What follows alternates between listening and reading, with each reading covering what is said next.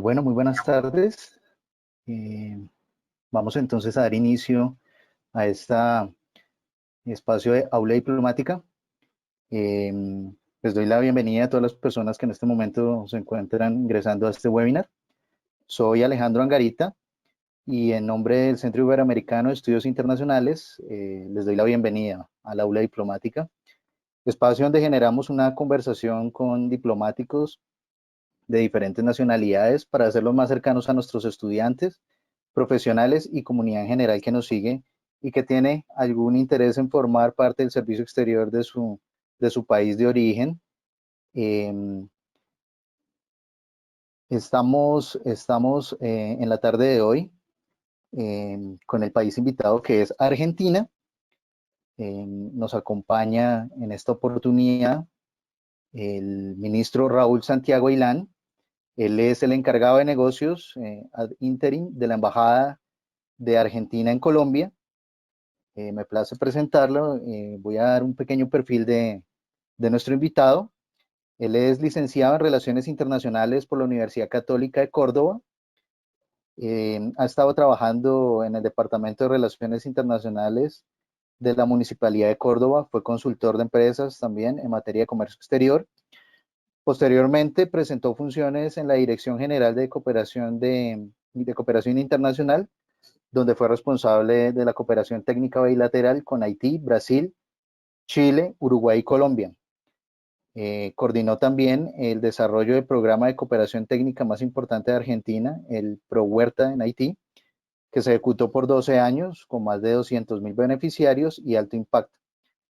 Él se desempeñó también en el gabinete del Ministerio de Relaciones Exteriores de Argentina, prestó funciones en el Consulado General de la República Argentina en Río de Janeiro. Durante 2 años estuvo a cargo de las secciones comercial y cultural, coordinando agendas de negocios para empresas argentinas, participaciones en misiones comerciales y ferias sectoriales, así como gestionando actividades de promoción de la cultura argentina. Posteriormente estuvo a cargo de la sección cultural, donde fue responsable, entre otros aspectos, de los operativos de asistencia en eventos con masiva presencia de ciudadanos argentinos, como la visita del Papa Francisco y el Mundial de Fútbol. También se ha desempeñado en la Subsecretaría de Política Exterior, efectuando seguimiento de las relaciones con los países de la Unión Europea y también con temas medioambientales. Ha sido también coordinador del Fondo Argentino de Cooperación Sur-Sur y Cooperación Triangular, también director de Cooperación Bilateral, también ha estado en los gobiernos provinciales y municipales, manejando ONGs, entidades del sector privado y representando el país en distintos eventos internacionales y misiones en América Latina, África y Asia. El ministro Raúl, desde diciembre del 2017, se desempeña como jefe de Cancillería de la Embajada de la República Argentina en Colombia y desde diciembre del 2019 como encargado de negocios de la Embajada acá en Colombia. Por otro lado, también pues, nos acompaña el moderador de este diálogo, que es nuestro director ejecutivo de la Fundación CIBEI, el doctor Daniel Rodríguez, quien también es internacionalista de la Universidad Jorge Tadeo Lozano, con un magíster en globalización, comercio internacional y mercados emergentes. Tiene también un máster en relaciones internacionales iberoamericanas de la Universidad del Rey Juan Carlos y candidato a PhD en ciencias sociales y jurídicas de la misma universidad. Ha sido profesor de cátedra y también consultor y funcionario público en algunas entidades gubernamentales colombianas. Les doy la bienvenida entonces a todos. Gracias por estar presentes en este aula diplomática. Si tienen alguna pregunta, los asistentes en su espacio de preguntas en la aplicación, en el aplicativo que tienen, sea en su laptop o sea en el celular, podrán ver entonces este espacio para hacer alguna pregunta o comentario, el cual será entonces transmitido en al finalizar entonces ya la charla de nuestros dos invitados. Bienvenidos, ministro, muchas gracias por acompañarnos. Daniel, les cedo la palabra. Muchas gracias, Alejandro. Buenas tardes a todos. Saludo cordialmente a nuestro invitado, Raúl Santiago Aylán, jefe de Cancillería de la Embajada Argentina en Colombia. Por supuesto, a nuestros estudiantes, quienes aspiran a ingresar a la carrera diplomática y consular, y a las demás personas que nos acompañan en la tarde de hoy en esta nueva aula diplomática. Este espacio lo hemos querido dividir en dos apartados. El primero, para conocer aspectos de la vida diplomática, de la experiencia personal de nuestros invitados y de sus percepciones sobre el quehacer diplomático con todas sus turbulencias. Y de otro lado, buscamos, dijéramos, pasar revista a los aspectos sustantivos más importantes de las relaciones bilaterales. Argentina y Colombia establecieron relaciones diplomáticas tempranamente. Se dio en el contexto del periodo de la consolidación de la independencia, que fue concurrente en las dos naciones. El punto de partida de una relación amistosa fue justamente instaurado a través de un primer instrumento llamado el Tratado de Amistad y Alianza entre el Estado de Buenos Aires y la República de Colombia. Esto fue en 1823. Luego, con el paso del tiempo, las relaciones entre los dos países, de manera general, se han ido solidificando. Por supuesto, lo digo dejando de lado la rivalidad que existe en el fútbol, en donde ha ocurrido exactamente lo contrario. Y es verdad que hay un impacto cultural marcado por este deporte, que es tan representativo en los dos países. Quiero comentarle, ministro Raúl, que a los colombianos no hay algo que nos entusiasme más que ganarle un partido de fútbol a Argentina. Aunque si habláramos de diplomacia deportiva, también he de reconocer que ustedes tienen una gran ventaja en lo que podríamos llamar la mesidiplomacia, que sería algo muy exitoso, por supuesto. Pero bueno, dejando de lado este tema polémico, se podría decir que la diplomacia colombo-argentina se ha enfocado en el multilateralismo, orquestado fundamentalmente en el seno de los organismos de integración regional y directamente entre ambas partes en el fortalecimiento de la cooperación, fundamentalmente de la cooperación técnica, también de la promoción turística, de la promoción comercial y de la misma promoción cultural. Como un dato interesante, actualmente existen 7 hermanamientos entre ciudades argentinas y colombianas, uno de ellos entre sus dos capitales. Por eso estamos hoy acá para conversar sobre todos estos temas y en primer lugar quisiera preguntarle, ministro Raúl, usted tiene una trayectoria de importancia en el servicio exterior de su país. Me gustaría que nos contara cuál fue su motivación para ingresar al programa del Instituto de Servicio Exterior de la Nación, del ICEN. Bueno, antes que Hola. nada, saludarte, Daniel, saludarlo a Alejandro y por intermedio de ustedes a todos los participantes de este webinar que para nosotros realmente, digo, para mí personalmente, pero también nosotros, digo, como Embajada Argentina, es un placer poder compartirlo con ustedes. Vos hace unos minutos, cuando en realidad Alejandro creo que me mencionó, soy licenciado en Relaciones Internacionales, es decir, yo me acerqué a este mundo por digamos, por un gran interés y una gran pasión por los fenómenos de la política internacional. A mí me tocó, digamos, empezar a tener conocimiento de de toda esta realidad con la caída de la Unión Soviética, la guerra de Yugoslavia, es decir, un mundo nuevo que se abría en un momento donde también creo, y nos ha pasado creo a todos los que estamos en este negocio, se nos abría la cabeza, ¿no? Digamos, es muy importante que cuando uno se le abra la cabeza y preste atención a esas cosas, estén pasando cosas importantes y uno tenga la posibilidad de acceder a ese conocimiento. Así que estudié Relaciones Internacionales sin una idea muy clara de después cómo ejercer la profesión de licenciado en esa materia. Pero después, con el paso del tiempo, fui descubriendo que también tenía una vocación fuerte por lo público. No me hubiera sentido cómodo tratando de trabajar en empresas o en organizaciones de la sociedad civil. Yo, digamos, tenía una vocación por integrar algún tipo de estructura pública de ese sector, estatal. Entonces, bueno, fue básicamente un match, ¿no? Entre la vocación por las relaciones internacionales y las ganas de trabajar para el Estado que me hicieron llegar al Instituto del Servicio Exterior, ¿no? Son esos dos, creo, los elementos claves. De acuerdo. Bueno, pero ¿cómo ha sido, digamos, esta experiencia, tanto pues en lo profesional como en lo personal para usted, desde que usted ingresa hasta, digamos, hasta este momento, habiendo, eh, digamos que habiendo liderado y habiendo ocupado diferentes posiciones? ¿Cómo ha sido esa experiencia? ¿Qué nos puede comentar al respecto?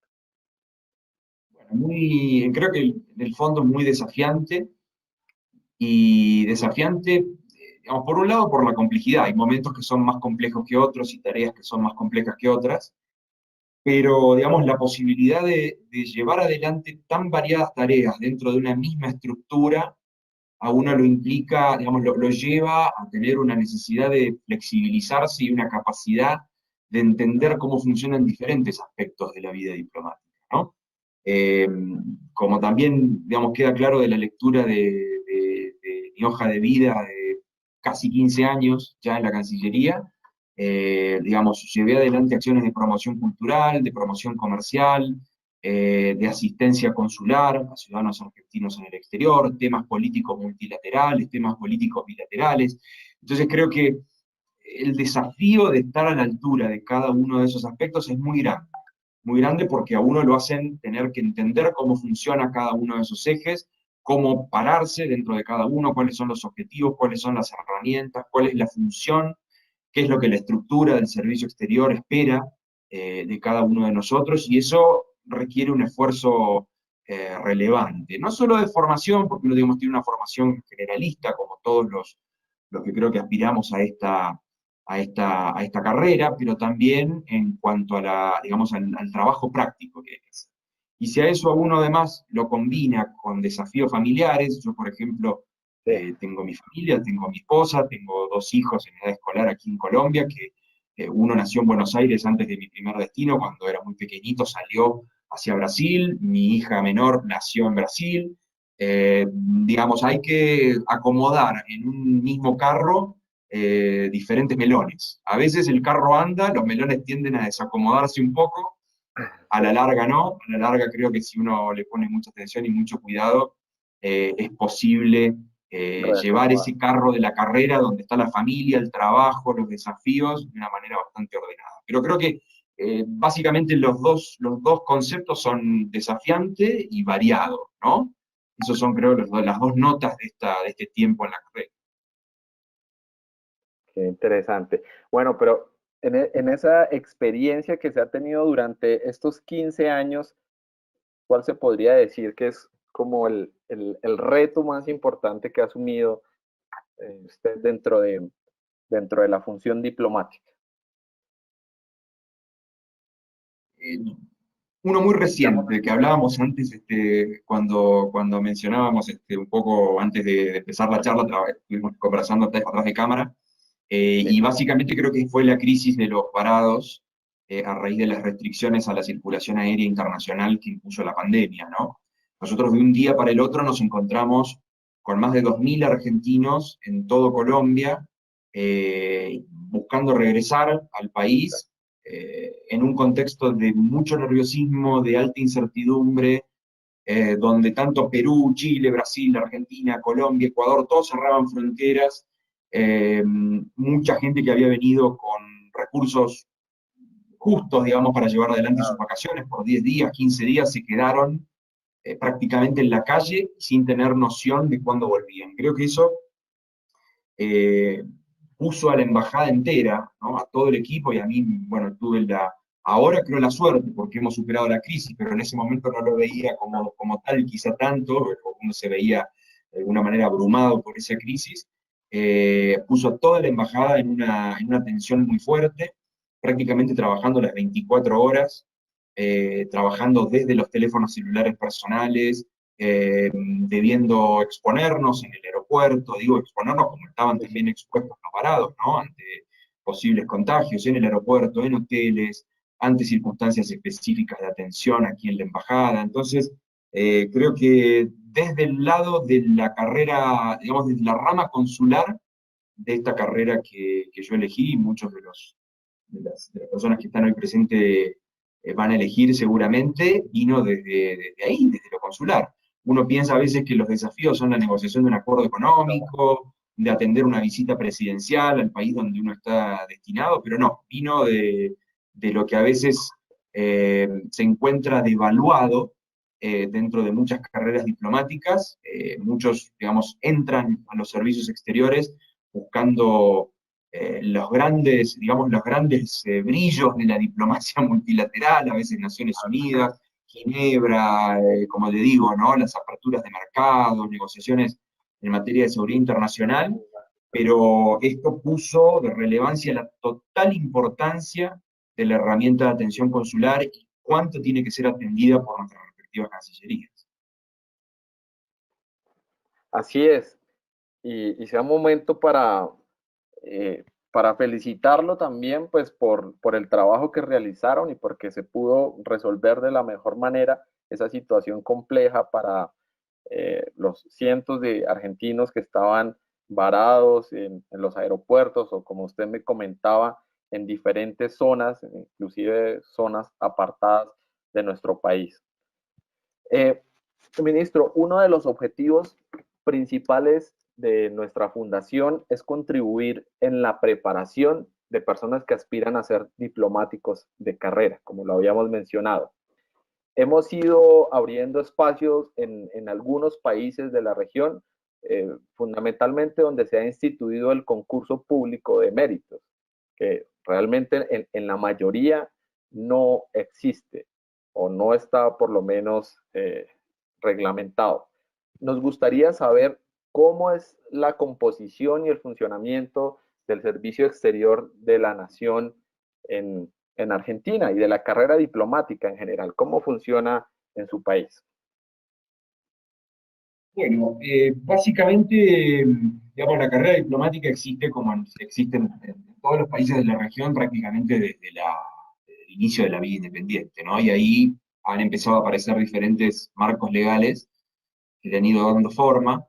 En nuestro caso, la primera ley fue del año 1901, la primera ley fuerte, digamos, aquella que trató de regular de manera coherente la actividad. Después hubo otra normativa en la década del 40, pero llegamos finalmente a la ley 20.957 del año 1975, que establece, digamos, los fundamentos de la carrera diplomática.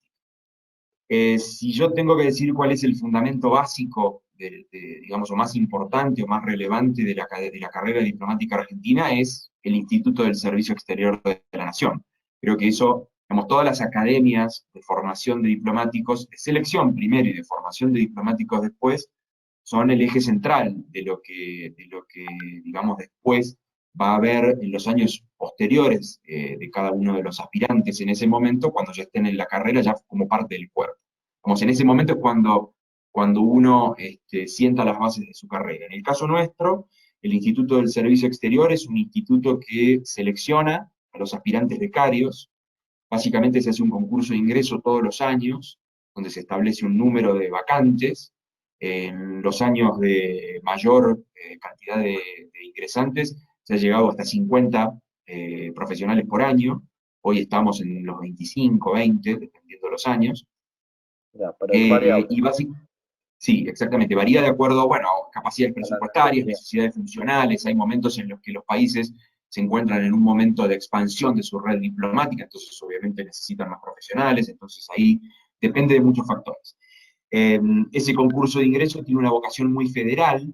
La Argentina es bueno, como muchos también de los países de la región, es un país muy amplio, territorialmente hablando, entonces el concurso de ingresos se ofrece en diferentes sedes, de forma paralela y simultánea, del interior del país, en acuerdos que el Instituto del Servicio Exterior tiene con distintas universidades. Entonces, yo, por ejemplo, que soy de Córdoba, que es en el interior de la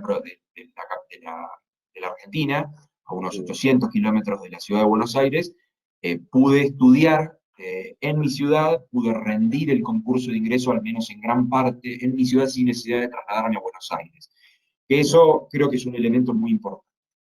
Sí, bueno. Allí se rinden una serie de exámenes escritos y orales, básicamente son entre 7 y 9, dependiendo de los años, exámenes escritos, y después se pasa a un examen de aptitud diplomática, que es básicamente una entrevista con embajadores senior de la carrera y con diferentes autoridades de la Cancillería, donde, bueno, a uno lo van entrevistando digamos, para tratar de entender cuál es el perfil del funcionario y qué aptitudes tiene para estar en la carrera. Una vez que los funcionarios, perdón, los aspirantes en ese momento rinden esas materias, o esos exámenes, se conforma un orden de mérito, y los primeros 20, 25, 50, 30, es decir, de acuerdo a la cantidad de vacantes, ingresan al Instituto del Servicio Exterior, y allí hay 2 años de estudios, donde por un lado se trabaja en aspectos, digamos, formativos generales, economía, derecho, historia, teoría de las relaciones internacionales, y por otro lado se trabaja en la formación práctica de las actividades, digamos, de las skills que nosotros necesitamos cuando nos vamos al exterior, básicamente administración de recursos humanos y presupuestaria, negociaciones internacionales, aspectos relacionados con asuntos consulares, promoción comercial. Entonces, se trata de dar una formación lo más integral posible, que finaliza luego, al final del cursado, que son de 2 años, y donde de haber aprobado todos los cursos, somos asignados a algún área en particular de la Cancillería, de acuerdo a las necesidades funcionales que tiene el Ministerio de Relaciones Exteriores y de acuerdo al perfil de cada uno de los ingresantes. Ahí básicamente, bueno, desarrollamos nuestra actividad en la Cancillería, llevando, digamos, distintos tipos de responsabilidades, y en nuestro caso, con un mínimo de 2 años en funciones en el país, ya estamos en condiciones de salir trasladados al exterior. Todos los años se llevan adelante convocatorias, obviamente cuando se van cumpliendo los plazos de estadía en el exterior, que van entre 4 y 6 años, dependiendo para cada tipo de destino. Obviamente los que tienen ¿Tienen que opciones de volver dejan una vacante, y allí nosotros podemos anotarnos y hacer un concurso, digamos, por esa vacante en el exterior. ¿Tienen Eh, opciones de elegir los destinos o son sí, asignados? ¿Sí? sí, a ver, en términos generales creo que el sistema da la posibilidad para que nadie vaya a un lugar donde no quiere. Eso no implica que si hay necesidades de servicio determinadas, bueno, Sí, lo algún que veo. otro pueda llevar, digamos, a tener que cumplir funciones en un lugar que primariamente no era el que eligió. De hecho, en cada postulación nosotros tenemos que marcar un máximo de 10 lugares a los Ah, ok. cuales tenemos intención de ir. Entonces, Eso no allí, sucede en todos digamos, los casos. obviamente, claro, hay, digamos, uno, digamos, tiene la opción de poner muchas opciones, y en general se respeta la voluntad. Obviamente que si hay necesidades de, como te digo, de enviar gente a un lugar específico y no se llena por alguna razón, bueno, se da un proceso en el cual se le ofrece a distintos funcionarios y siempre hay alguno que acepta. Es decir, nadie va finalmente a un lugar donde no lo desea. Eso es un poco más o menos la estructura. Después, obviamente, tenemos, digamos, un sistema de escalafón. Nosotros ingresamos con el rango de secretario de embajada y cónsul de tercera categoría, y se asciende por otras 6 categorías, que son secretario de segunda, secretario de primera, consejero de embajada, ministro de segunda categoría, ministro de primera, que eso es un rango que muchas carreras no tienen, es decir, el ministro solamente es ministro Con consejero el y no hay. plenipotenciario. Exacto, y no hay otro, y después ya se asciende a embajador. Ya. En Y realidad, en los primeros, en su caso está de primera o ministro de primera de segunda. en nuestro caso, yo soy ministro de segunda, todavía por delante me queda ser ministro de primera, y en algún momento de la Claro, apenas vida, lleva 15 años. digamos, así es. Entonces, los primeros rangos, digamos, los de secretario de embajada y consejeros, uno asciende, digamos, con el cumplimiento de una determinada cantidad de requisitos académicos y laborales, por decirlo así. Entonces, digamos, todos los años, o sea, en cada momento que hay que ascender hay que rendir exámenes, hay que acreditar conocimiento de idiomas, siempre un idioma adicional y en niveles crecientes. Cuando uno asciende de consejero a ministro, por ejemplo, tiene que presentar una tesis sobre algún tema en particular que tenga interés para la política pública, la política exterior de la República Argentina. Y después los otros ascensos, es decir, ya para ascender a, digamos, a ministro de segunda, ministro de primera y ministro de primer embajador, se requiere ya el acuerdo del Senado. Obviamente tener todos los requisitos académicos y laborales cumplidos, no tener sanciones disciplinarias, por ejemplo, y tener el acuerdo del Senado de nuestro país para hacerlo. También puedo mencionar que hay tanto para diplomáticos de carrera como para diplomáticos políticos. Es necesario la autorización del legislativo, ¿sí? Sí, pero, digamos, hay una cuestión adicional que me gustaría marcar, que es que la ley del servicio exterior y algunos decretos reglamentarios posteriores marcan que solamente hay un cupo para 25 embajadores de fuera de la carrera, es decir, nominados políticamente. Y el único rango de la carrera que puede ser ocupado por personas que no son de la carrera es el rango de embajador, o la función de embajador en el exterior. Okay. Y pero ese espacio... Permítame, ya conversamos sobre ese tema, que eso es otro de los puntos que quisiera tratar en este conversatorio, pero antes, que no se me escape una pregunta por si hay argentinos, personas que tienen el interés de presentarse al concurso. Quisiera que usted les pudiera dar alguna sugerencia o qué recomendación, qué le diría usted a una persona que quiere presentarse al próximo concurso. Tengo entendido que en este momento, como sucede en la mayoría de los países, pues los concursos están aplazados, pero una vez se renueve el concurso, ¿usted qué sugerencias o qué recomendaciones le podría dar a la persona que aspira a ingresar al servicio exterior de la nación? Yo creo que sobre todo ejercitar la fuerza de voluntad. Los exámenes no son imposibles, digamos, todos los que han cursado una carrera universitaria en el ámbito de las ciencias sociales, digo, relaciones internacionales, ciencia política, derecho, economía, que son en general las carreras que nutren la carrera diplomática, digamos, han pasado por exámenes similares, pero digo, la fuerza de voluntad es importante porque generalmente estos exámenes hay que prepararlos muy rápidamente, es decir, en un tiempo determinado, y rendirlos en un tiempo determinado, donde a veces no hay demasiada, digamos, espacio para relajarse. Entonces, por eso digo que la fuerza de voluntad es importante para llevar adelante la lectura, el estudio y el conocimiento de todas las asignaturas, de tener una técnica de estudio que le permita a uno, digamos, tener los conocimientos a flor de piel y estructurarlos a la hora de recibir las preguntas y de tener la necesidad de demostrar lo que uno sabe.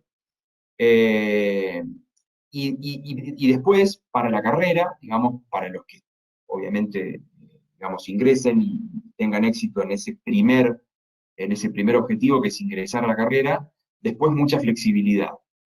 Las carreras son muy largas, es decir, cuando uno entra entre los 25 y 35 años en promedio, entiendo que los funcionarios diplomáticos ingresan en los diferentes países, quedan por delante unos 30 años, dependiendo de los sistemas pensionales de cada país y los regímenes, quedan unos 30 años de carrera.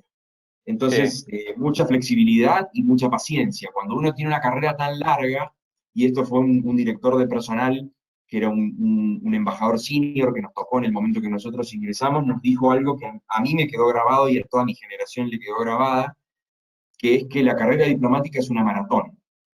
Si uno corre una maratón como corre una carrera de 100 metros, no termina la maratón.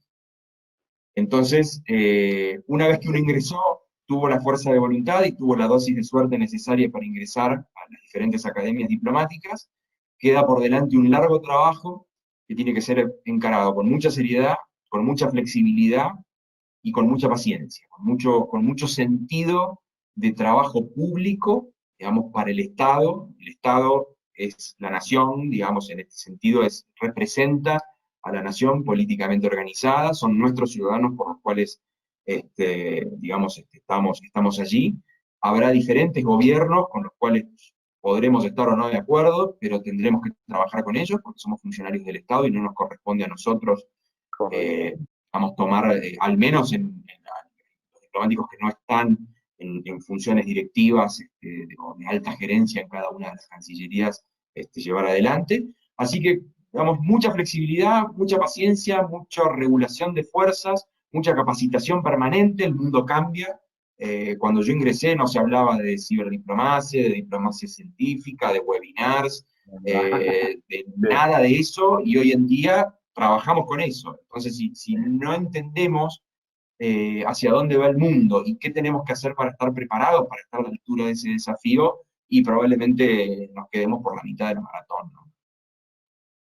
Claro, esa capacidad de cambio y adaptación a nuevas realidades, a nuevos contextos y contextos en dificultades como el que vivimos actualmente.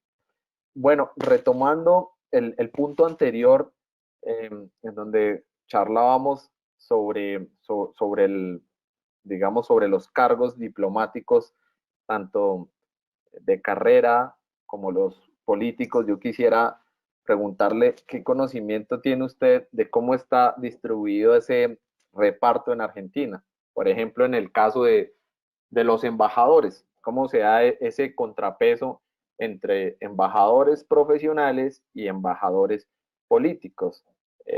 Recientemente vi algunas críticas que hacían pues, respecto a recientes nombramientos políticos de embajadores argentinos en países muy importantes de la región, como en México, como en Brasil, por ejemplo.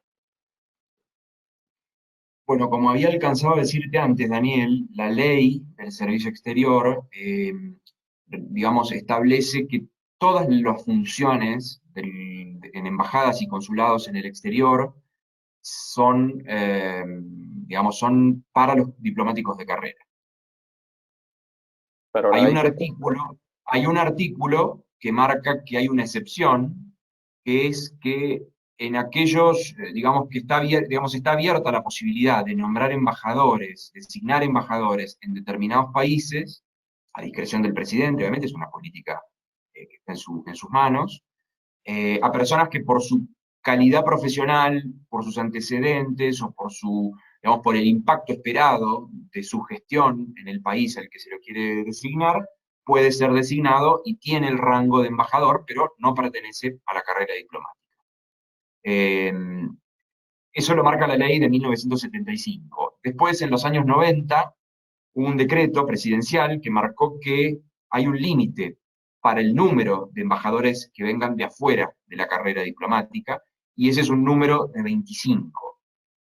Imagínense que si tenemos en cuenta que la Argentina tiene unas 120 oficinas en todo el mundo, entre embajadas, consulados generales, centros de promoción comercial, es un número bastante, digamos, lógico, ¿no? Digamos, no es un número digamos, que ocupe un número alto de vacantes en las sedes diplomáticas en el exterior. Y no solo, digamos, es importante esa restricción, digamos, para formamos parte de la carrera diplomática, del número de embajadores, sino que es que los cargos hacia abajo, en el escalafón, de cónsul, secretario de embajada, etcétera, dentro de cada embajada y consulado, ahí no hay nominaciones políticas, eso está cerrado, no hay posibilidades.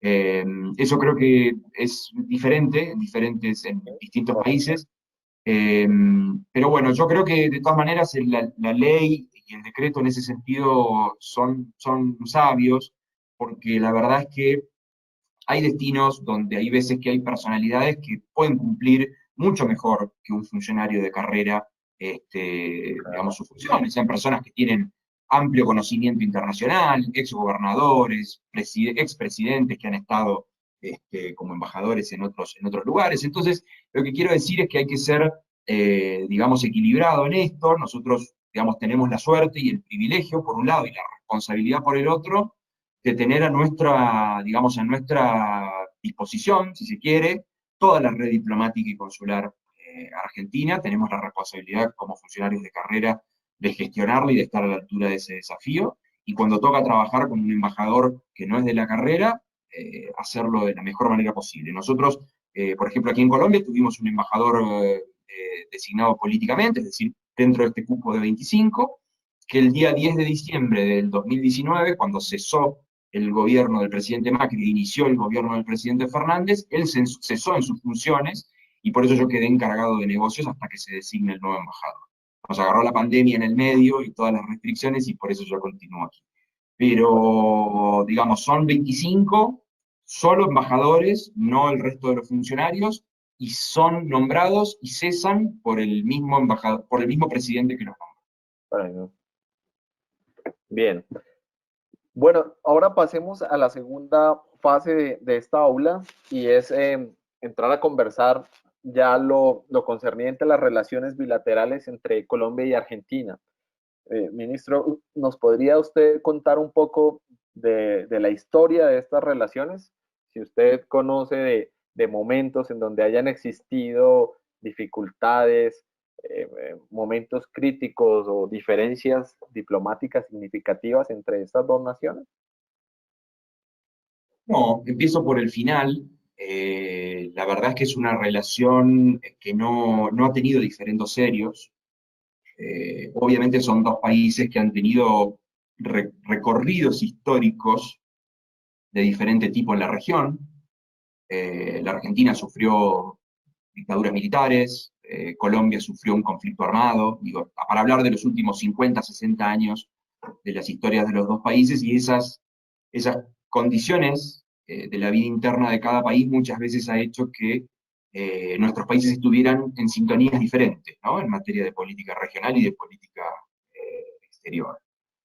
De todas maneras, digamos, en ese contexto tengo que decir que todas esas diferencias que han habido, o esas formas distintas a veces de enfocar la política regional, han sido, digamos, cursadas y gestionadas en el ámbito de la conciencia básica de que se trata de dos naciones hermanas, compartimos un destino común del continente latinoamericano, y así lo entendemos. Vos nombraste cuál fue el inicio de las relaciones diplomáticas entre ambos países, fue en 1823, era un contexto en el que los países recientemente independizados estaban necesitados de reconocimiento internacional y de armar entendimientos, ¿sí?, ante la posibilidad de retroceder en ese camino de independencia que cada uno había tenido. Entonces, ese es un poco el sentido de una misión que un representante de Santander lleva adelante y firma el acuerdo que tú mencionaste con Bernardino Rivadavia, que en ese momento era gobernador de la provincia de Buenos Aires, pero encargado de las relaciones exteriores del gobierno de las Provincias Unidas, del Río de la Plata, que era la forma política, la forma de organización política que se había elegido en ese momento. Y básicamente, digamos, el siglo XIX transcurre sin demasiado movimiento hasta que en 1880, 1881, como fruto de la guerra que en ese momento había entre Chile, Perú y Bolivia, había, digamos, dentro del continente digamos, una agitación que hizo que la política latinoamericana volviera, digamos, a prestarse atención de ambos lados, y ahí Argentina abrió su primera legación en Bogotá, su primera misión diplomática en 1881. Ahí hay un elemento muy interesante para el que le guste la historia, que es que el primer embajador argentino aquí fue Miguel Cané. Miguel Cané fue un miembro de lo que se conoce en Argentina como la generación del 80. Digamos, en ese momento fue, digamos, obviamente formaba parte de la generación del 80, pero hundió sus raíces en lo que se conoció como la generación del 37, fue parte de una generación de hombres de una vocación universal muy grande, de un fuerte patriotismo y de un entendimiento enciclopédico del funcionamiento del mundo. Y escribió un libro que se llama En Viaje, que relata desde el momento en que él desciende en Barranquilla y remonta el Magdalena hasta Bogotá y cuenta los 2 años de vida aquí en Bogotá. Y hay cosas como, por ejemplo, cuenta cómo era el salto del Tequendama en ese momento, o cuenta cómo era la política colombiana en ese momento, o sea que creo que para el que tenga para el que tenga interés de entender un poquito de cómo funcionaba la Bogotá, la Colombia en aquel momento y la relación con Argentina, hay, digamos, unas perlas muy interesantes para leer en ese libro que se consigue en internet de manera gratuita. Ya forma parte, los derechos de autor han prescrito y forma parte de la biblioteca de acceso público. Así que yo Una lo recomiendo. referencia interesantísima. Sí, sí, sí, así es. Y después, recién en 1941, los dos países abren sus respectivas embajadas. Argentina tuvo intermitentemente la delegación aquí en Colombia, y en 1941 ambos países la elevan a rango de embajada. Yo diría que no es hasta la década del 60 cuando empieza a haber visitas presidenciales, una mayor cantidad de acuerdos que van marcando cuál es el interés y le van dando contenido a la relación bilateral, que es cuando, digamos, ahí empezamos a ponerle fuego, digamos, a la relación bilateral. Hasta la década del 60, te diría que eran relaciones, digamos, formales y no necesariamente digamos, con mucho contenido. Obviamente que sí había un contenido y un trabajo muy fuerte en, digamos, cuestiones como lo que era la Sociedad de las Naciones en su momento, el nacimiento de las Naciones Unidas, los primeros activos de multilateralismo y de regionalismo con las conferencias panamericanas, pero desde el punto de vista estrictamente bilateral, yo creo que es allí, alrededor de los años 60, cuando empezamos a tener una agenda con contenido importante. Y da un salto cualitativo y cuantitativo muy fuerte hacia fines de la década, durante la década del 90 y hacia fines de la década del 90, principios del 2000, que es cuando Colombia ingresa como Estado asociado al Mercosur. Creo que esa asociación y esa determinación política de formar parte de ese grupo de países tracciona un montón de otros aspectos de la política bilateral y ya entramos en estos 20 años de siglo XXI en una relación diplomática con todos sus aspectos, ¿no? Política, económica, comercial, cultural, muy madura y con muchos aspectos compartidos. Ese es un poco, digamos, el contexto de la historia. A pesar de alguna distancia en cuanto a las ideologías políticas, estamos en lo corrido del nuevo milenio. Me refiero pues, a la presidencia de Cristina Fernández de Kirchner y en Colombia, pues, de los gobiernos de derecha. Sí, pero, digamos, Más a allá pesar digamos, aún teniendo en cuenta esas diferencias, de, creo que, como te decía, la institucionalización creciente de la agenda bilateral, en la cual el proceso de Mercosur y asociados, el acuerdo de complementación económica número 59 primero y el 72 después, los mecanismos digamos, mecanismos temáticos que se llevan adelante en la agenda bilateral, hacen que haya una institucionalización basada en el reconocimiento, primero, como te decía, del destino continental común, que somos naciones hermanas, y las diferencias que puedan existir son, digamos, manejadas digamos, en ese contexto, ¿no? De entendimiento básico y de enfoque serio de la política bilateral. bien. Y pasando, digamos, ya a la actualidad, ¿cuáles serían esos principales programas que se trabajan ya de acuerdo a esa institucionalidad y a esos avances? ¿Cómo está la agenda común, los programas en estos momentos?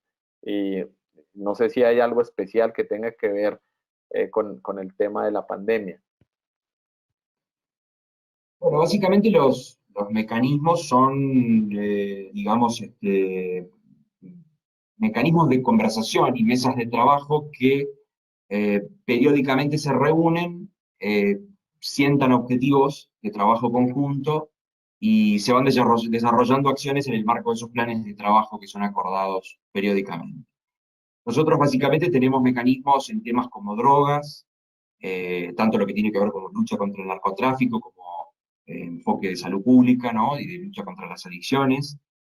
trabajo en materia de derechos humanos, que ha sido muy activo en los últimos años, trabajo en materia de trata de personas, que es digamos, un aspecto que también el continente americano y los países latinoamericanos están sufriendo mucho en los últimos años. Tenemos un mecanismo de cooperación técnica, que es también muy activo y que le da un contenido muy grande, muy sustancioso a la agenda bilateral. Después, en todo caso, podemos hablar un poquito de eso. Tenemos un mecanismo de defensa, de asuntos de defensa, ¿sí? Donde hay intercambios entre los ministerios de esa cartera y las Fuerzas Armadas, en materia de capacitación, transferencia de conocimientos y demás. Tenemos un programa de cooperación antártica muy relevante, al que Colombia le da mucho énfasis, y a la Argentina está encantada de poder abrir, por ejemplo, sus bases antárticas para investigación científica marina, climática, geológica, de aparte de científicos colombianos. Tenemos un mecanismo de coordinación política, además, que permite que los vicecancilleres se reúnan periódicamente para hacer un monitoreo de toda la agenda.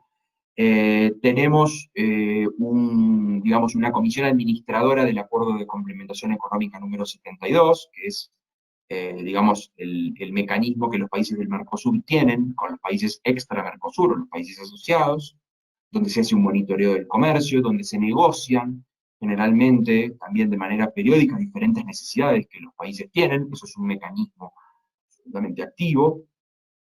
Y después, digamos, aspectos que se van dando, obviamente de acuerdo al momento, que hemos trabajado mucho en algún momento sobre economías creativas, hemos trabajado mucho en algún momento sobre aspectos de relación de promoción cultural, aquí en la Argentina, en asociación también con instituciones tanto públicas como privadas y del tercer sector colombianas. Entonces, yo diría que hay un esquema, que son todos estos temas que yo te estoy mencionando, que están institucionalizados, que digamos, funcionan como mesas de trabajo permanentes de intercambio, y obviamente, posterior, digamos, de manera paralela a eso, temas que van teniendo importancia, digamos, en relación con el avance de los tiempos, con los intereses de los países, y muchas veces pueden materializarse en mecanismos permanentes y muchas veces no. Así, por ejemplo, el año pasado estuvimos trabajando bastante en el tema de hidrovías. Colombia tenía mucho interés en conocer cómo funcionaba el mecanismo de gestión de la hidrovía Paraguay-Paraná, el impacto que tiene eso en el comercio exterior y en las economías regionales de la Argentina, para tratar de entender cómo estructurar los proyectos de navegación del río Magdalena. Entonces, bueno, eso fue algo que, digamos, no se institucionalizó como un mecanismo permanente, pero bueno, tuvo su razón de ser y su principio y fin en unos objetivos muy cortos y muy rápidamente estructurados. Lo mismo pasó, por ejemplo, digamos, en un brote de aftosa que hubo hace 2 años aquí en Colombia, donde rápidamente hubo una misión técnica de expertos argentinos de lucha contra la aftosa que vinieron a trabajar aquí durante unas cuantas semanas, codo a codo con sus pares del ICA colombiano. Y tampoco se institucionalizó, pero quiero decir, estamos todo el tiempo trabajando en esa agenda. Mencionaba usted hace un momento que nos correspondió vivir el mundo de la ciberdiplomacia. ¿Cree usted que realmente se hará efectiva en el corto plazo? Digamos, en su país, ¿qué lineamientos tienen frente al manejo de los asuntos diplomáticos, por ejemplo, en los medios digitales? ¿Son ustedes autónomos de publicar, de manejar, por decir, sus redes sociales, su comunicación con los ciudadanos? Sí. Básicamente todas las embajadas y consulados están habilitados para tener el tipo de comunicación que consideren necesario y conveniente con el lugar donde se encuentran, con sus ciudadanos, con la sociedad civil, las empresas del lugar donde la embajada o el consulado desarrolla sus trabajos, en el marco de unos lineamientos claros, ¿no? De imagen institucional, de tipo de mensajes, de tener muy claro, y creo que eso es algo central en esta época de la ciberdiplomacia, la división entre los aspectos personales de los funcionarios en redes sociales, en los medios digitales, con los aspectos institucionales. Digamos, uno ve muchos actores, básicamente en los medios digitales, donde a veces no queda claro si están hablando en nombre de su país, si hablan a título personal. Muchas veces los vemos a muchos de estos actores de alguna manera empujando los límites de la práctica diplomática tradicional, ¿no? Porque obviamente al no existir una mediatización institucional, sino que la comunicación es directa entre un embajador, por ejemplo, una embajada y un grupo de interés del país donde se encuentra esa embajada establecido, estamos haciendo un nuevo tipo de diplomacia, evidentemente, que entiendo que, digamos, en los próximos años va a ir tomando forma. Vamos a ir realmente entendiendo cuáles son las herramientas, digamos, más efectivas y cómo hay que manejarlas, y cómo adaptar eso a ciertos principios que puedan parecer antiguos y que puedan parecer perimidos por el paso del tiempo, creo que hacen a la síntesis o, digamos, a la esencia misma de la práctica diplomática y que no pueden ser vulnerados. O sea que creo que hay que aprovecharlos con toda su potencialidad, pero teniendo en cuenta que hay una diferencia entre un embajador y un popstar, ¿no? Y muchas veces eso da la sensación que no queda claro. Pero bueno, digamos, creo que es algo nuevo que va a ir decantando con el tiempo. Estamos un poco lejos de los ciber embajadores, en estricto sensu. Como hermana de la diplomacia, de esta diplomacia tecnológica, ha surgido también la necesidad de ver a la diplomacia científica, que serviría, por decir, como un mecanismo prioritario en estos momentos en el contexto sanitario actual. Por ejemplo, en el caso de las vacunas. ¿Qué opina usted al respecto de esta relación y esta nueva, o no nueva, porque en realidad ha existido, pero de la relevancia que ha adquirido recientemente la diplomacia científica?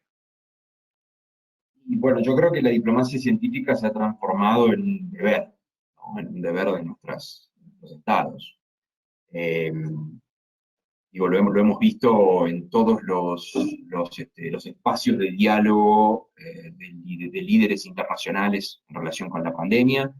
Hemos visto diferentes tipos de alocuciones en este sentido. Es decir, ante un tamaño de desafío como el que tenemos, un desafío que no reconoce fronteras, y que son muy pocos los países que tienen todos los medios soberanos, digamos, o en su manejo soberano para enfrentarlos. Son básicamente los países desarrollados, y no todos ellos. Necesitamos más que nunca de la cooperación y del entendimiento entre países. Entonces creo que hay un campo, que es el de la diplomacia científica, que va a tener que ser trabajado de una manera, digamos, como hace un tiempo atrás se comenzó a trabajar el de la diplomacia pública, digo, relacionado con lo que hablábamos recién de la ciberdiplomacia. Digamos, primero no se entendió, pero después todos nos dimos cuenta que era imposible llevar adelante nuestra tarea, digamos, sin establecer mecanismos de diplomacia pública, mostrarle a la gente qué es lo que hacemos, que el contribuyente entienda qué es lo que se hacen con sus impuestos, cuál es la relevancia de la función de las embajadas y los consulados en el exterior. Eso, digamos, fue un desafío de la década pasada. Creo que el desafío de los años que vendrán es el de entender cómo trabajar para enfrentar este tipo de desafíos que tenemos ahora, como la pandemia. La Argentina, sin embargo, ya hace unos 20 años, viene desarrollando, en asociación entre la Cancillería y el Ministerio de Ciencia y Tecnología de nuestro país, que ya tiene unos cuantos años de existencia, una política de diplomacia científica muy grande. De hecho, por ejemplo, ya en la década del 80, la Argentina y Brasil, por ejemplo, establecieron el Centro Argentino-Brasileño de Biotecnología. El acervo que hay en esos 30 años de trabajo conjunto en materia de biotecnología es importantísimo. Tanto es así que se abrió, por ejemplo, el mismo modelo para trabajar con Brasil en materia de nanotecnología. Es decir, tenemos un centro de trabajo conjunto en nanociencias y nanotecnología. nos fue también con Brasil en esos modelos que se amplió para trabajar en materia de nanotecnología con México y con Sudáfrica, por ejemplo. Digo, para darte una idea de cómo hay espacios para comenzar a trabajar en aspectos incluso que no tienen solo que ver con aspectos relacionados con la medicina o con la salud pública. ¿Sí? Por ejemplo, el Ministerio de Ciencia y Tecnología argentino, durante la última década, ha desarrollado concursos públicos binacionales para diferentes países para que científicos de las comunidades científicas de ambos países presenten proyectos conjuntos de investigación y sean financiados por dos de los principales fondos que tiene nuestro ministerio. Uno es el FONSIP y uno es el FONTAR, para distintos tipos de investigaciones. Pero así, por ejemplo, ha habido investigación conjunta en materia de medicina, biotecnología, ciencias de la computación, entre Argentina y prácticamente la totalidad de los países de la región latinoamericana, incluido Colombia. Creo que son mecanismos que, digamos, se hicieron con un objetivo claro, pero que ahora van a tener que ser revisitados, ¿no? Evidentemente hay que fortalecerlos y reorientarlos hacia este problema que tenemos todos, ¿no? Sí, qué bueno sería darle una nueva mirada a esa relación entre los dos países en el ámbito de la cooperación científica. Aprovecho para consultarle cómo está en estos momentos la situación de la pandemia en Argentina, cómo lo ve desde su perspectiva, cómo se ha manejado. Bueno, básicamente nosotros, digamos, para ofrecer una comparación, hasta mediados del mes de junio, Argentina y Colombia venían muy parecidos. En tanto a cómo se inició la pandemia en nuestros países, a cómo fue la evolución de enfermos y de muertes, y cómo fueron las políticas que ambos países llevaron adelante para enfrentar la pandemia. En un momento hablábamos con el embajador colombiano en la Argentina y decíamos, ¿será que nuestros presidentes están hablando y se están poniendo de acuerdo y nosotros no sabemos? Porque Alberto Fernández establecía un tipo de restricción y a los 2 días el presidente Duque hacía lo mismo. A los 15 días el presidente Duque establecía una medida y al día siguiente venía. Pero claro, digamos, forma parte de que somos dos países muy similares en muchos aspectos, no solo cómo se dio la enfermedad aquí, sino con las herramientas que tenemos a partir de nuestros estados, así que seguimos ese camino paralelo. Sin embargo, lamentablemente Colombia, a mediados de junio, hubo un pico de casos y nosotros hoy estamos en unos 162.000, 165.000, ya con los números de hoy, enfermos, con, digamos, unos 4.000 y 7.000 casos nuevos por día. Estamos un escaloncito por debajo de Colombia y con una tasa de mortalidad un poco más baja también que Colombia.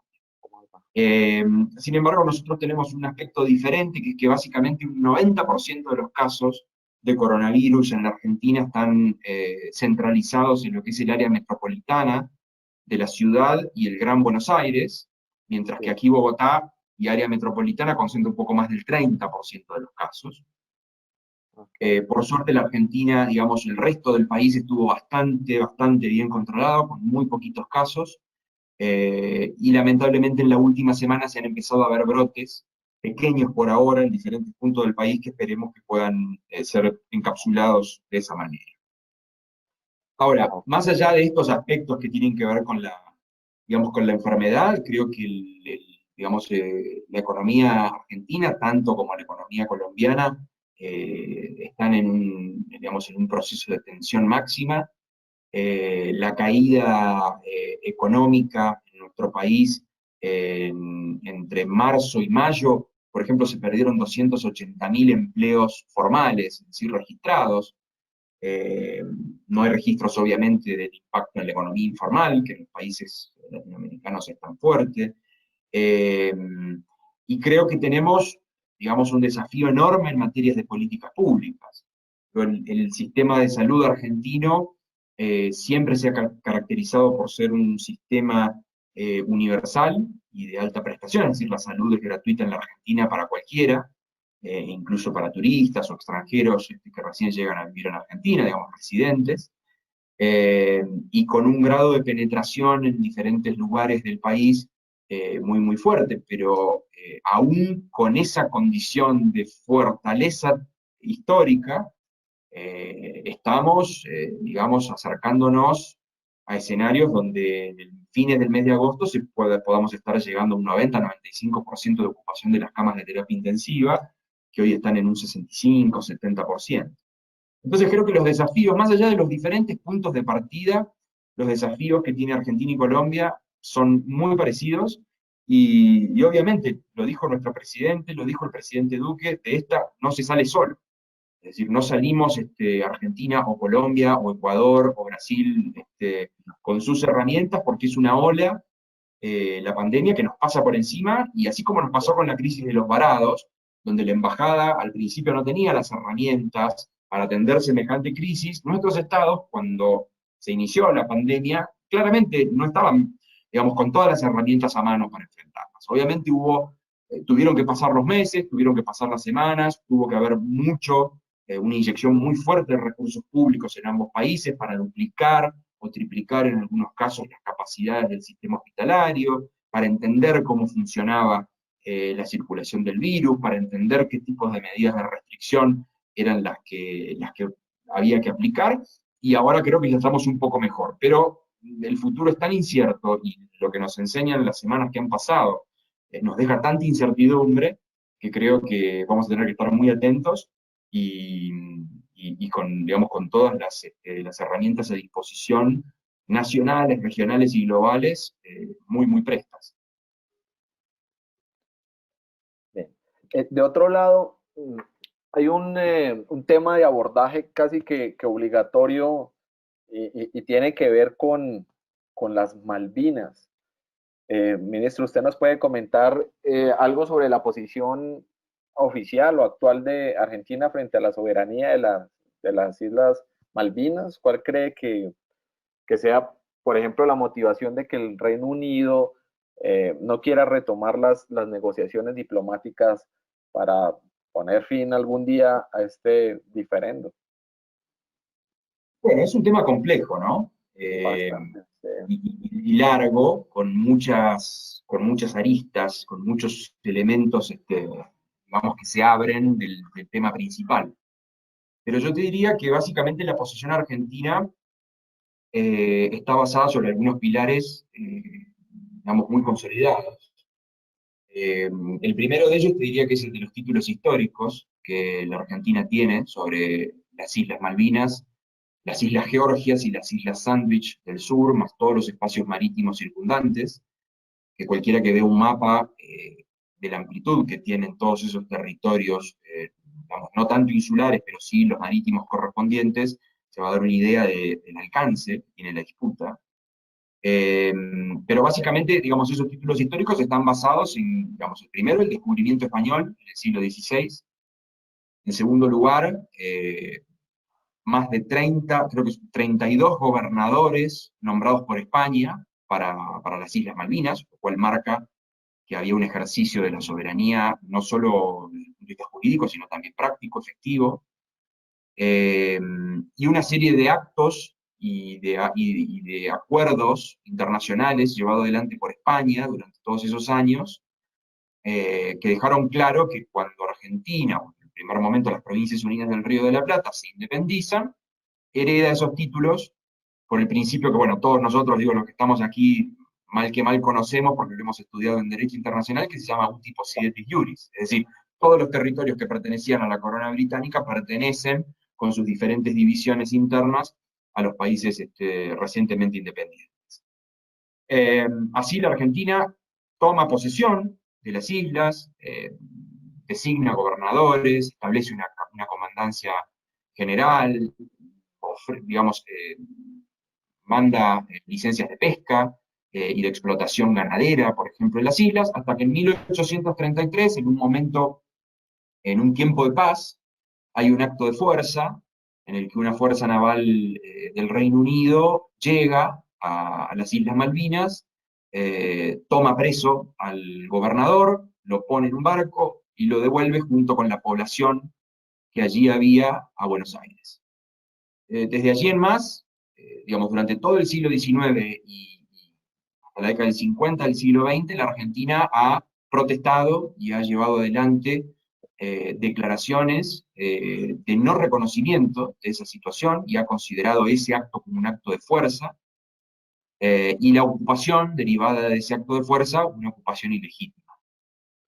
A mediados de los 50, en realidad hacia los 60, la disputa empieza a tener lugar en Naciones Unidas, es decir, un tratamiento de la disputa de soberanía en Naciones Unidas.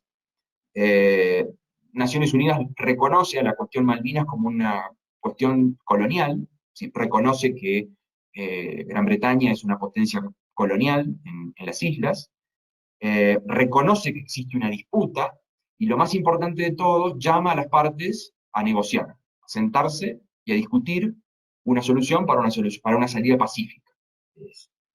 Gracias a ese pedido que hace Naciones Unidas, con amplio respaldo de la comunidad internacional, durante toda la década del 60 y la década del 70, la Argentina y Gran Bretaña se sientan y ensayan salidas que de alguna manera terminaban reconociendo la soberanía argentina en las Islas Malvinas. Propuestas de condominio, propuestas de cesión de soberanía a largo plazo, digamos, administración, algún tipo de administración conjunta del territorio durante un tiempo, hasta que la Argentina se hiciera cargo de la administración completa. Lamentablemente en 1982 la guerra pone un paréntesis en esto, pero digamos, aquí es, digamos, un elemento importante para marcar que para la Argentina la guerra no cambia la naturaleza de la disputa. Es decir, si sigue habiendo un acto de fuerza en 1833 que sacó a las autoridades legítimamente constituidas, sigue habiendo un reconocimiento de parte de Naciones Unidas de que hay una disputa de soberanía, es decir, la guerra no solucionó ningún tipo de disputa, que es algo que el Reino Unido parece considerar. Hoy, básicamente, no me corresponde a mí, pero digo, ya que me lo preguntaste, digamos, te cuento que básicamente el Reino Unido lo que establece como núcleo de su posición es el principio de libre determinación de los habitantes de las islas.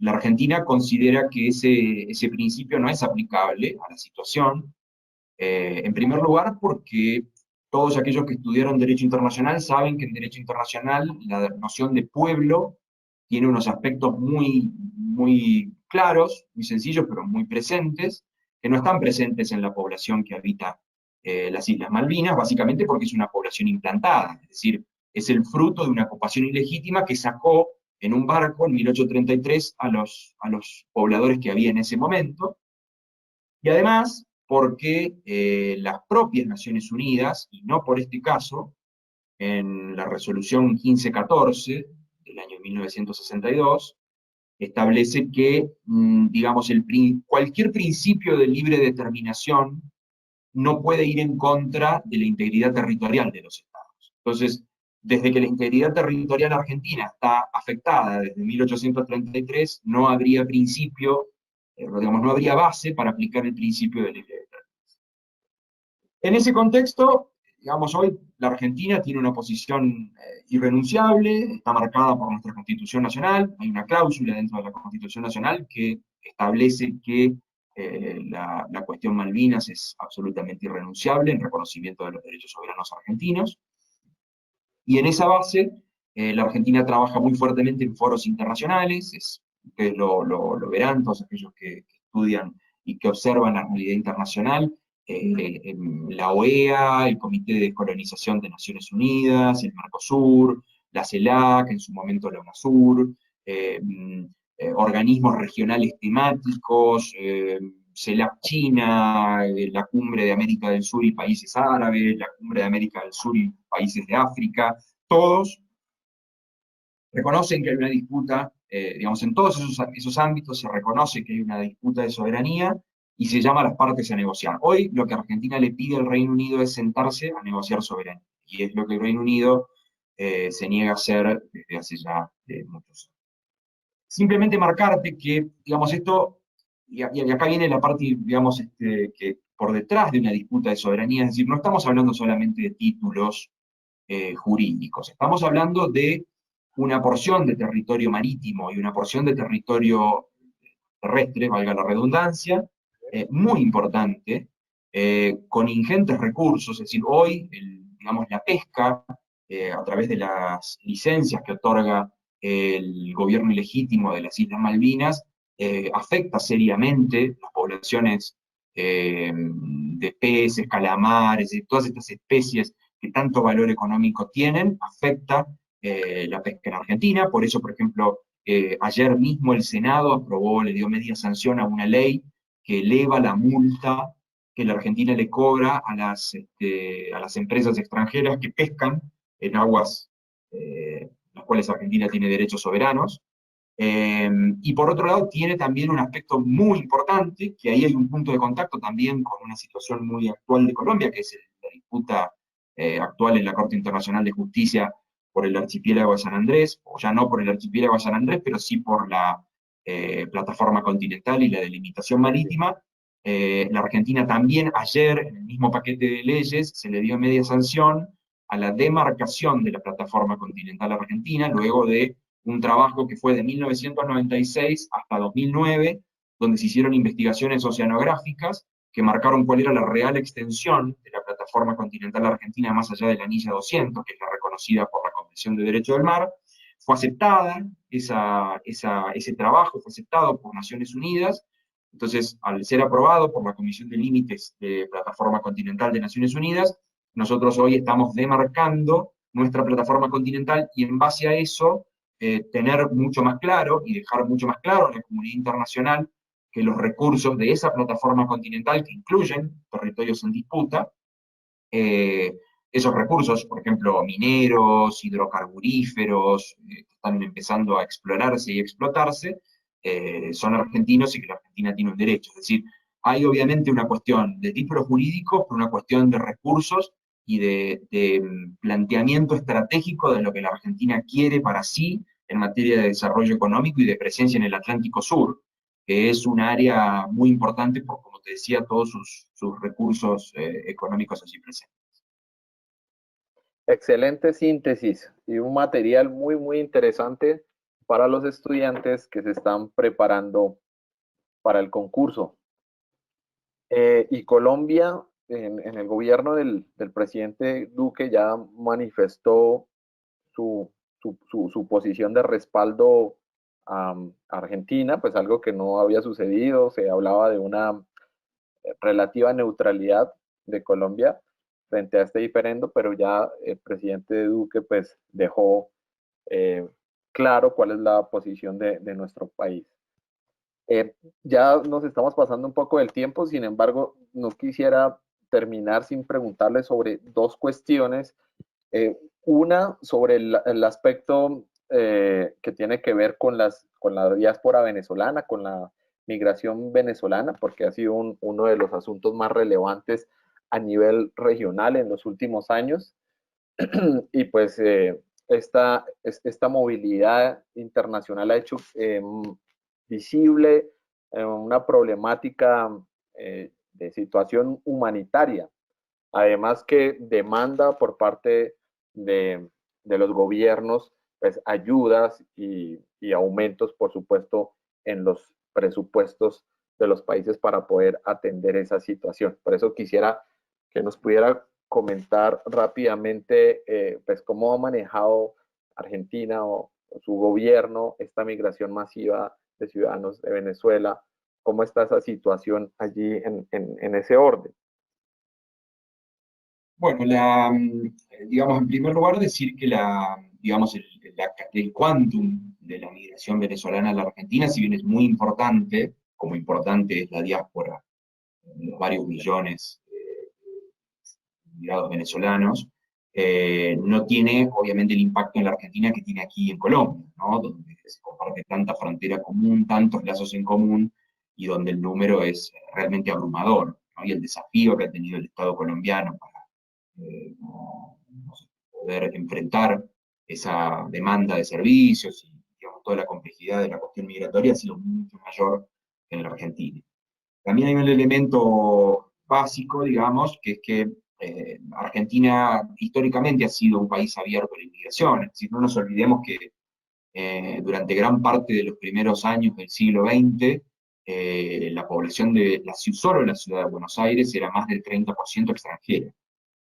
Entonces, eso hizo que, digamos, gran parte de los argentinos que hoy habitamos nuestro país seamos descendientes de inmigrantes entre fines del siglo XIX y principios del siglo XX, y que nuestros abuelos o bisabuelos hayan llegado al país con una normativa y con un Estado que a veces más, a veces menos, con más recursos, con menos recursos, siempre tuvo brazos abiertos al inmigrante.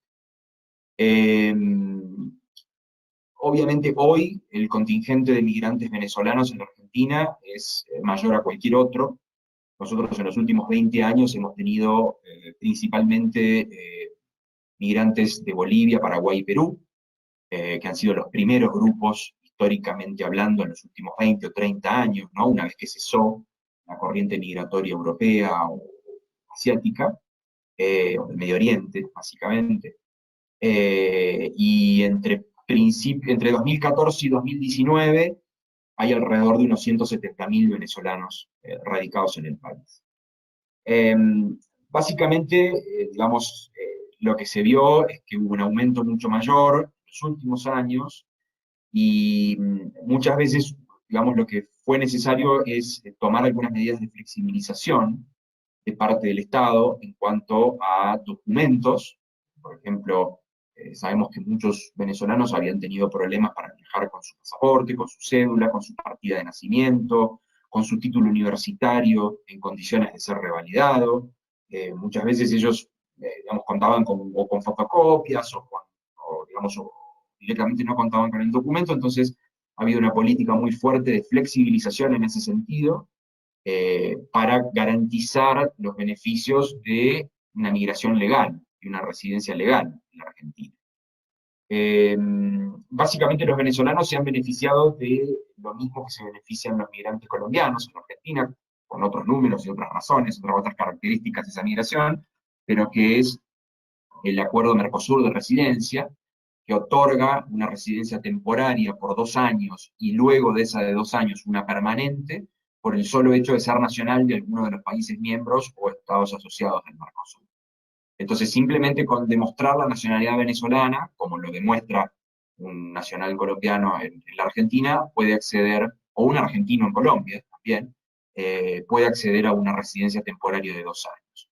Se ha hecho también un trabajo muy fuerte en tratar de captar y de aprovechar lo mejor de la diáspora colombiana, venezolana en la Argentina. Por ejemplo, ha habido un trabajo de YPF. YPF es nuestra petrolera estatal, junto con el Ministerio de Educación y el Ministerio de Ciencia y Tecnología, para poder trabajar con ingenieros de petróleo, de tanta experiencia y tanto trabajo han tenido en Venezuela, y que son, por ejemplo, en este caso, junto con otras profesiones, digamos, profesiones que faltan en la Argentina. Digamos, tenemos un déficit de ingenieros. Lo mismo ha pasado con profesionales de la salud venezolanos, formados en Venezuela o en otros lugares de la región o del mundo, que han ido a la Argentina y han tenido la máxima flexibilización posible para poder ejercer su profesión. Gracias a eso, hoy, por ejemplo, de acuerdo a los datos de 2019, solo un 15% de los migrantes venezolanos en la Argentina tienen algún tipo están desempleados, y por lo tanto, digamos, vemos que ese 85% se encuentra, gracias a Dios y gracias al esfuerzo digamos, de ambas partes, digamos, con su situación migratoria regular, con una inserción en la que pueden ejercer su profesión, o si no pueden ejercer su profesión, porque muchas veces eso es una realidad, por lo menos sí contar con un medio de vida lícito. Y eso realmente es un orgullo para un país como Argentina, que, como te digo, durante toda su historia moderna se ha caracterizado por nutrirse de corrientes migratorias desde diferentes orígenes. Yo, por ejemplo, mi padre es hijo de sirios, y mi madre es nieta de italianos. Así que, digo, así como mis abuelos llegaron y pudieron entrar y trabajar y educarse y tener una salud, digamos, absolutamente disponible, independientemente del idioma que hablaban o de la situación migratoria que tenían, Hoy lo mismo pasa con venezolanos, colombianos, peruanos, bolivianos, y todos, digamos, los hermanos latinoamericanos que van a vivir al país. Y además la Argentina tenía un proceso activo junto con Colombia, compartido, en el marco del proceso de Quito, que como saben ustedes es un proceso donde los países ponen en una misma mesa de trabajo todas sus experiencias en relación con las políticas públicas destinadas a la migración venezolana, y desde donde, digamos, se ha tratado de utilizarlo también como caja de resonancia para la necesidad de que haya cada vez más recursos de la comunidad internacional. En eso el presidente Duque, y en un momento el canciller Jorge Trujillo y la canciller Blum posteriori, han sido muy claros en marcar la inequidad que la crisis migratoria venezolana tiene en cuanto a la recepción de recursos internacionales. Cuando la crisis de refugiados de Medio Oriente o del norte de África tienen mucho mayor recursos per cápita de migrante o de refugiado que el venezolano. Entonces creo que eso también es digamos, un llamado de atención, un desafío para los países de la región. Hemos sabido enfrentar el problema, pero que necesitamos de mucha cooperación regional que tenemos en el proceso de Quito, pero también que el mundo mire la situación que está viendo. Por último, ministro Raúl, este año hay un relevo en la presidencia del Banco Interamericano de Desarrollo, del BID. Uno de los candidatos es Gustavo Beliz de Argentina. Sabemos que Colombia no está apoyando por el momento esta candidatura. Sin embargo, nos gustaría que nos contara un poco cómo se da el funcionamiento dentro de la diplomacia para que se generen estos apoyos. Y si usted cree que al final, en septiembre, cuando se celebre la Asamblea General Anual en Barranquilla, habrá algún cambio. O sea, piensa que el candidato argentino tiene posibilidades de quedarse con la presidencia de este importante organismo. Bueno, a ver, la candidatura está vigente. El presidente fue claro en ese sentido de que la candidatura de Gustavo Belli se mantiene. Hay una convicción muy fuerte de que, por lo menos de Argentina, compartida por otros países, de que el candidato, no el candidato, digamos, la persona que ocupe la presidencia del BID debería ser un nacional de un país latinoamericano.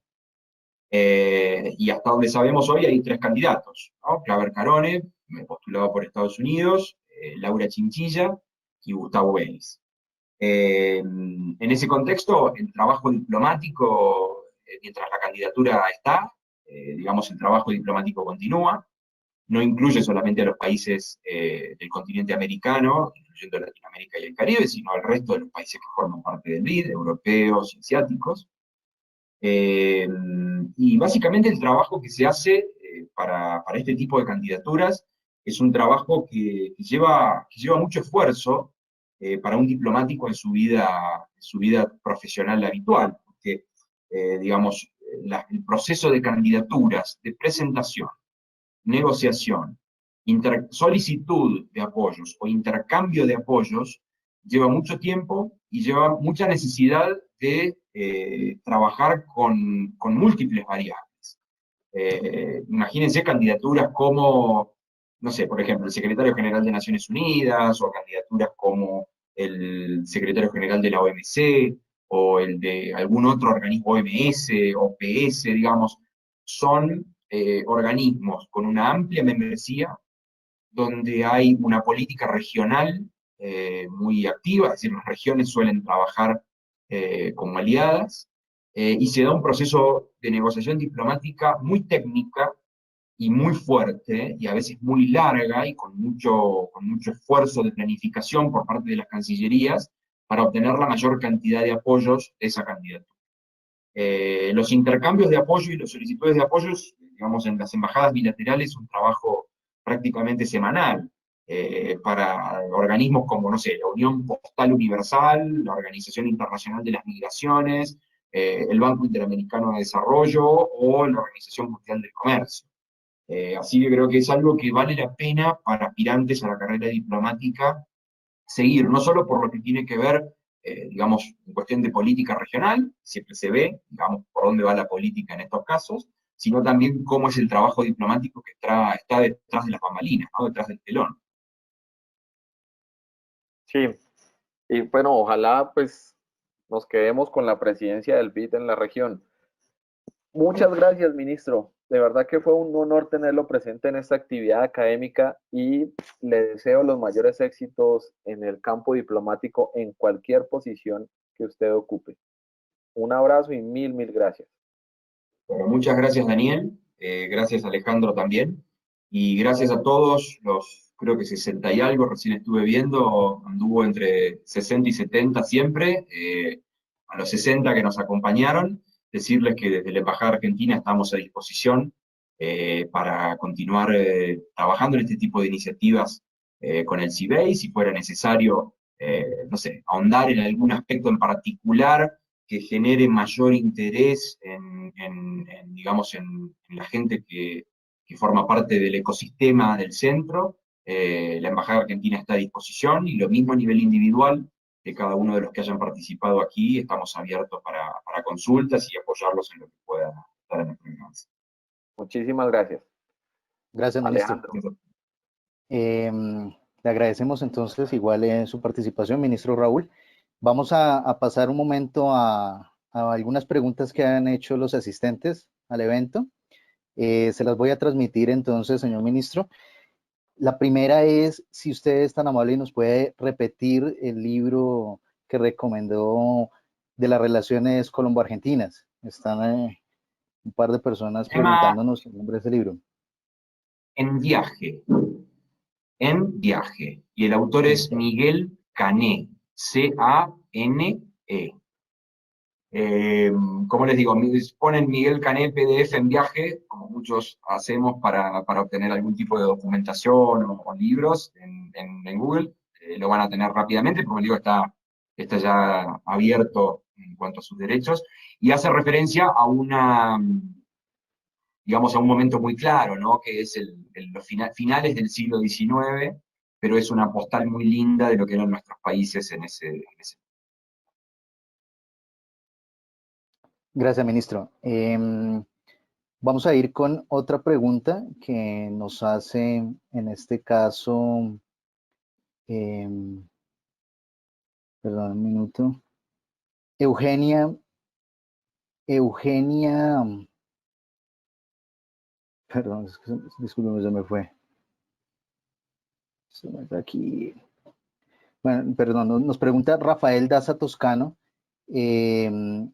si usted considera que es muy relevante contar con alguna experiencia internacional, como algún intercambio, trabajos, etcétera, anteriores, para poder presentar el examen de ingreso a la carrera diplomática. En parte sí, porque creo que, digamos, por ejemplo, en el caso argentino, nosotros, la etapa definitoria del concurso de ingreso al instituto es un coloquio de aptitud diplomática. Digamos, son un número que son alrededor de 10 embajadores que se sientan frente a uno durante 40 minutos, media hora, una hora, en algunos casos, y tratan de ver cuáles son las cualidades del aspirante. Entonces, cuando uno tiene la posibilidad de ofrecer, digamos, de ofrecerse en una cuestión, ya te diría, de marketing personal, como una persona que ha tenido una experiencia en el extranjero y ha sobrevivido esa experiencia en el extranjero y le ha sacado provecho y ha salido fortalecido de ella, creo que es un activo a favor.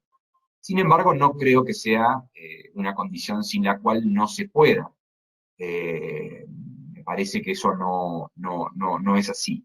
Sí que incluso no solo nos ponen mejores condiciones para que nos evalúen como candidatos, sino que también a nosotros, digo, a cada uno de los aspirantes nos ponen mejores condiciones para enfrentar el desafío de la primera salida al exterior, ¿no? Donde uno se tiene que ir a vivir con familias o solo. Las dos son complicadas, irse a vivir solo afuera es muy difícil. Irse a vivir con familia afuera es muy difícil, entonces tener una experiencia que uno sobrellevó y superó con éxito creo que es muy importante, pero no es una condición sine qua non, no es un elemento sin el cual, digamos, estemos en inferioridad de condiciones frente a otros, o digamos, por lo menos de una manera tan marcada, ¿no? Gracias. Ahora sí, Eugenia Verónica Verdón pregunta si sabe usted cuándo estarán abiertas las inscripciones para ingresar a la carrera diplomática en Argentina. Si es posible que la persona pueda rendir desde la provincia de Córdoba o solamente está habilitada Buenos Aires para hacer el examen? Bueno, es una cordobesa como yo. Así Ok. es. Eh, no, la verdad yo no lo sé. Muchas de las decisiones que se deben tomar, digo, imagínense que esto es una muestra de lo que pasa digamos, a un nivel más grande en otros aspectos de la vida. Todavía no sabemos cómo van a iniciar las clases, por ejemplo, en septiembre, en el calendario B aquí en Buenos Aires, perdón, en Bogotá, en Colombia, o cómo cómo va a ser el próximo año lectivo colegio primario, secundario en la Argentina. Entiendo que el Instituto de Servicio Exterior está afectado por el mismo tipo de incertidumbres. Todavía no ha salido la resolución ministerial que convoca digamos, al concurso. Digamos, si bien en otros años ya en esta época hubiera estado, tampoco estamos tan atrasados, probablemente haya un cambio de cronograma, y el instituto tendrá que ver no solo cómo maneja el tema de sus exámenes, sino cómo lleva adelante sus actividades de formación para los que ya han ingresado. Yo no tengo información en particular sobre eso, pero les sugiero a todos los interesados del lado argentino que se mantengan muy al tanto con la página isem.gov.ar, donde inmediatamente estarán publicadas las condiciones del concurso de ingreso 2020 una vez que se decida llevarlo adelante y en qué modalidad. ¿Sí? Pero yo no tengo esa información. De todas maneras, creo que independientemente que haya concurso o no haya concurso, lo haya virtual, lo haya real, siempre es importante empezar a trabajar con tiempo, no esperar a último momento para ver cómo va a ser, porque al final el examen, ya sea virtual o presencial, es lo mismo, digamos, hay que demostrar conocimientos igual, y si es presencial, sin duda se va a hacer en Córdoba, porque eso se viene haciendo así hace años, y al contrario, son cada vez más los lugares en Argentina donde el ISEM tiene convenios con universidades de esos lugares para que presten sus instalaciones para la toma de los exámenes. Así que eso sin duda va a ser así. Ministro, nos pregunta Natalia Morán, ¿cómo ha avanzado el programa de cooperación Sur-Sur en búsqueda de personas desaparecidas? Bueno, ese es uno de los aspectos que más satisfacciones da en materia del trabajo que hacemos en la embajada.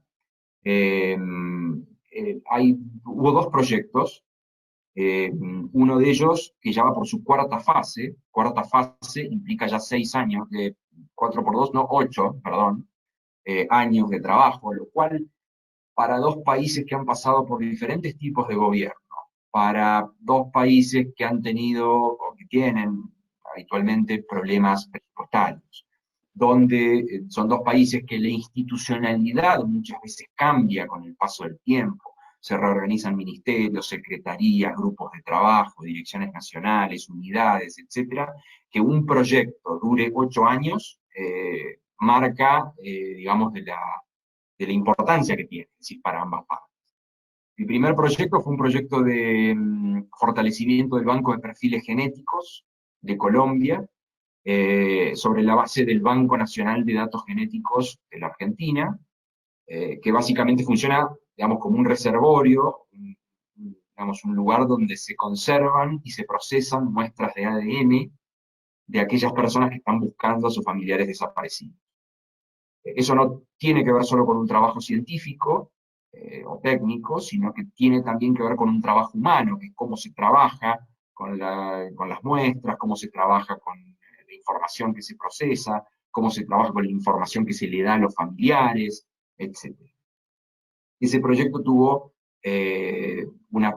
luego de sus dos primeras fases, Colombia, digamos, en su banco de perfiles genéticos, tuvo un avance tan grande que logró algunos avances en algunos temas que todavía el banco argentino no tenía. Entonces, en la tercera fase, se transformó en un proyecto de doble vía.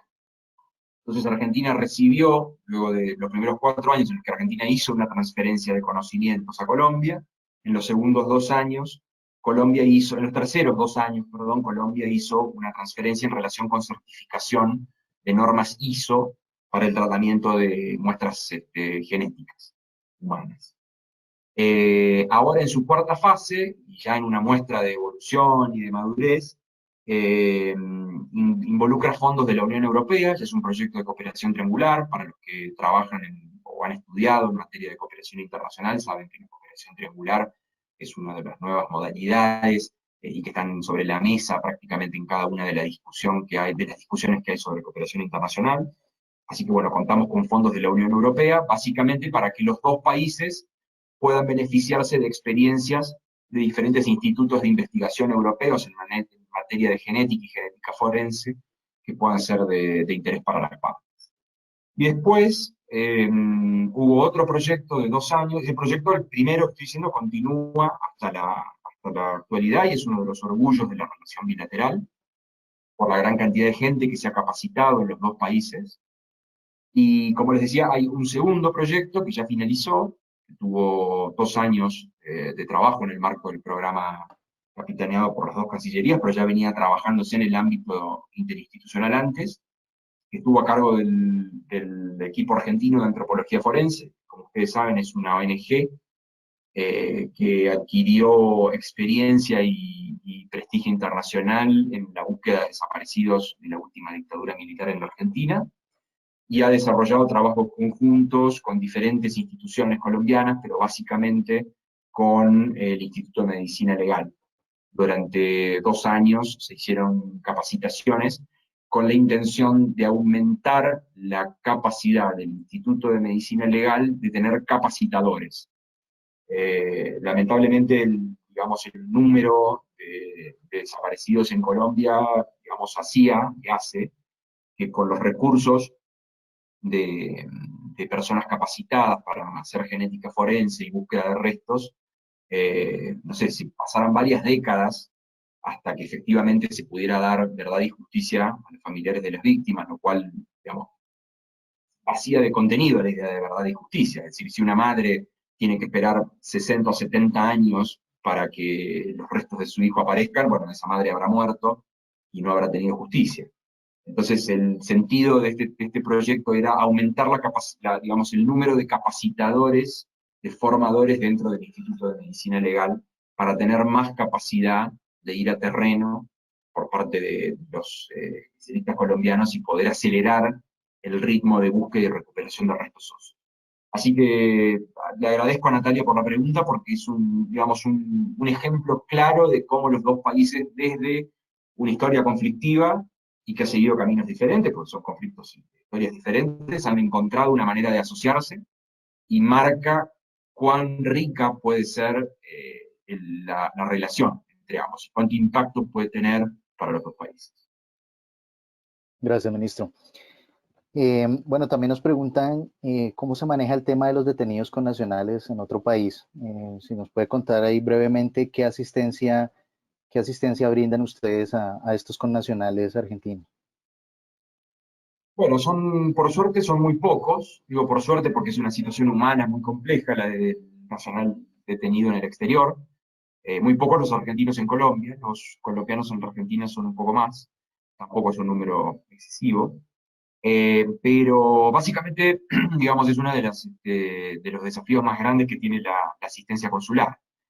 Los consulados obviamente no pueden ejercer la función de abogados. Si nosotros no asistimos en materia de asistencia penal a los detenidos argentinos en Colombia. Pero sí, velamos por 2 cosas. Primero, por el respeto al debido proceso. Muchas veces estos presos o detenidos están en una situación migratoria irregular, o llegan a la situación de detenidos desde una situación migratoria irregular.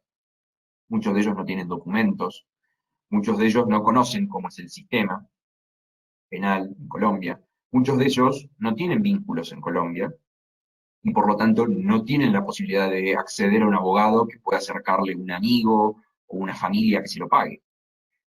Entonces, lo que tenemos que velar es que, debido proceso y el derecho de defensa, en todo ese proceso y en el juicio, sea asegurado, y que por su condición de extranjero no sufra un tratamiento discriminatorio frente a los nacionales colombianos. Ojo, esto tampoco quiere decir que nosotros tengamos que solicitar medidas o políticas o un tratamiento que Colombia no ofrece a sus propios ciudadanos. Es decir, no estamos solicitando, la función consular no es solicitar ningún tipo de privilegio ni trato especial para el extranjero detenido, pero se debe velar por que no haya ningún trato discriminatorio. Y en segundo lugar, obviamente, es en muchos casos, digamos, un acompañamiento, digamos, como el segundo elemento, es un acompañamiento emocional y humano para una persona que está detenida, que puede pasar años preso en un país extranjero y que su único vínculo con su familia o con su país es el cónsul. Nosotros en Argentina tenemos un caso que lamentablemente nos sirve de, digamos, de aprendizaje, el instituto, que es el caso de un condenado a muerte en Estados Unidos. El joven está condenado desde fines de los 90 y está en el corredor de la muerte desde fines de los 90, afectado por, digamos, todo tipo de problemas, de enfermedades físicas hasta desequilibrios emocionales y afecciones psiquiátricas. El consulado argentino en Houston, por ejemplo, es el único vínculo que tiene esa persona desde fines de los 90 en lo que se llama el corredor de la muerte en Estados Unidos, como aquellos que están condenados y que por alguna razón no van a la pena capital. Y es el único vínculo que esa persona tiene con su madre, tiene con la realidad argentina y tiene con alguien que le puede ir explicando cómo funciona el mecanismo, cómo van las apelaciones, cuáles son los próximos pasos y demás. Y son más de 20 años de asistencia consular a una sola persona.